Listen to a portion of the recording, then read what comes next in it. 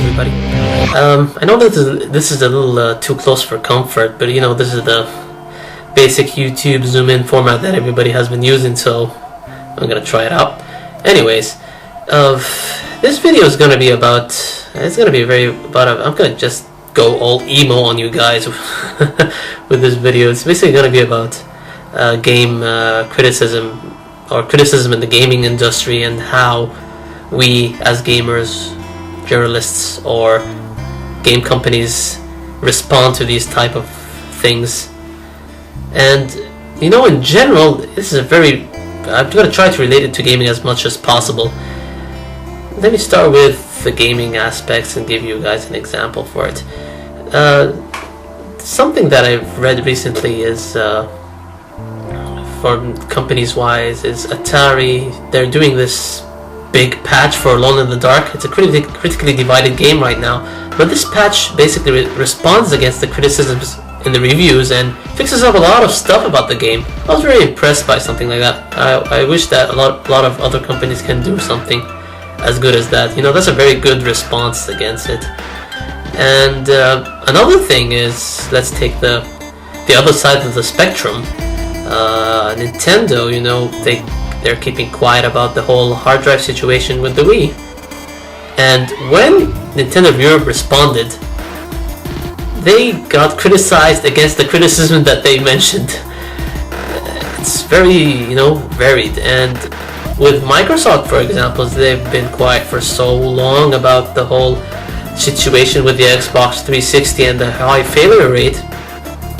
Then eventually they responded by admitting it. At first they were like, there's nothing going on and our systems are fine. So yeah, in general, from these examples that I mentioned about the game industry, let's just categorize it generally, how people respond to criticism. First off is either just be quiet about it. Second is respond defensively, or take these criticisms at heart and do as much as possible to improve upon stuff. And we as gamers or game journalists tend to do the same thing.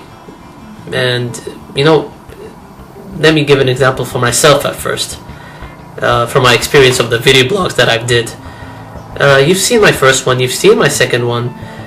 The second one improves a lot. It's a vast improvement about the first one, and I've enjoyed doing it actually. But you know, there is actually something that has been lost in the transition between these two videos.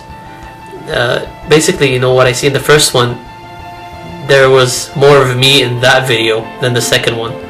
In the second one, even though my personality is there, a bit of soul was lost. You know, I was a bit mechanical in the second one compared to the first one. You know, that's me in front of a camera basically, and I'm jittery, I'm shy, my eye contact is a bit poor, even with the camera. In general, anybody doesn't give himself 100% in front of a camera. Even now, in my case, the only real personality, the only time that you're gonna get my real personality off me is when somebody else takes a video of me without me noticing.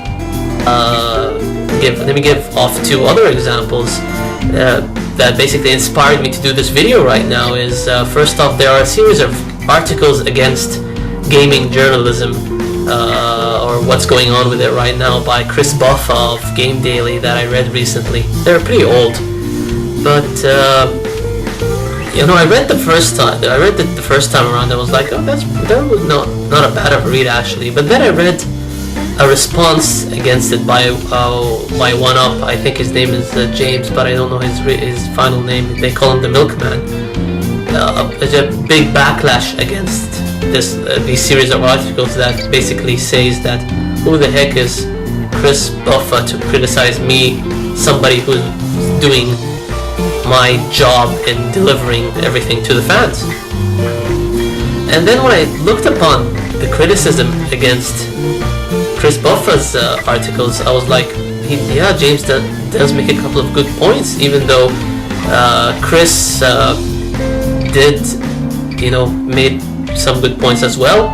It's very strange, you know, this is like this gray area. For example, let me say that, yeah, it's when you tackle things such as criticism, you tend to get the backlash. It's natural, you know, and that's what happened in Chris's case. You know, that he has a good and bad stuff in this gaming journalism articles. Let me just say that, you know, even us as in Project COE, not all of us are professionals. You know, I myself, I'm not a game journalist. I'm a medical student. I do this for fun. I do this for passion. That's the, you know, in general, that's the good thing about the game industry or game journalism as a whole. You don't need to be a professional to get into it. We all just give our soul and heart for stuff like that, and it's no different with Project COE, and we try as much as possible to do that. And that's what, in our case, in my case, I think that makes us more unique than any other site. And that's it for the journalism factor. I just want to say that you can never be, there's no black and white about it. There's only shades of gray, and you can never be right or wrong about how you respond against these type of things, or how you talk about criticism in whole. Another thing that inspired me to do this video is another fellow YouTube gamer, blogger, whatever. I just was browsing YouTube and I checked out someone called The Bird Matches, or I think her real name is Cami. She did this video that criticized, responded against her, the fans that has been criticizing her, or the people that have been criticizing her, in a very funny way and a very intimate way. You know, what I want to say is, she didn't have to do this video in the first place anyway, because she's being herself basically with all her videos. But at the same time, I commend her for doing something like that, just saying that I don't want to lose my soul in listening to very obscene or very defensive criticisms against me. Why should I lose my soul and just be like everybody else by fixing up myself, or what are you saying about me? And you know, it's the same thing with another YouTube phenomenon, the Angry Video Game Nerd. I love the guy, he's hilarious, but a lot of people criticize him like he's not as funny as before. His old videos aren't, his old videos are much better.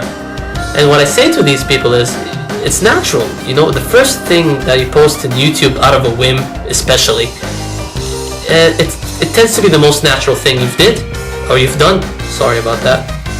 And yeah, that's the case with the Angry Video Game Nerd. The more he has a huge legion of fans right now, and he has to there's a lot of demand for him to keep the persona he created in his first video.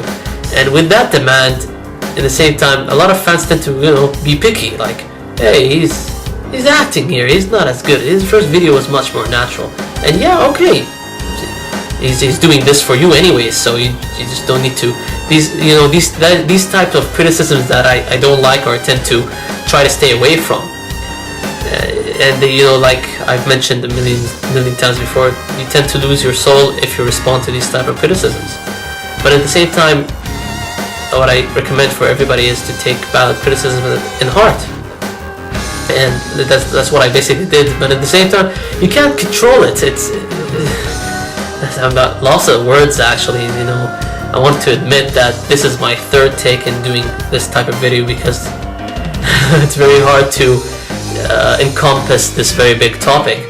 But I think you guys know what I mean right now by doing a video like this. Is the game industry in whole, you know, we're getting criticisms and from every side, even the companies, and we all have different personalities, and with each personality you have to respond to it in a very specific way, which is what I love about the game industry. But at the same time, it does hold us back in a couple of ways, and yeah, I think that's it with this video. I hope I try to be as clear as possible. You know, these things get in the way, and hope you've enjoyed, and I'll catch you guys later. Bye.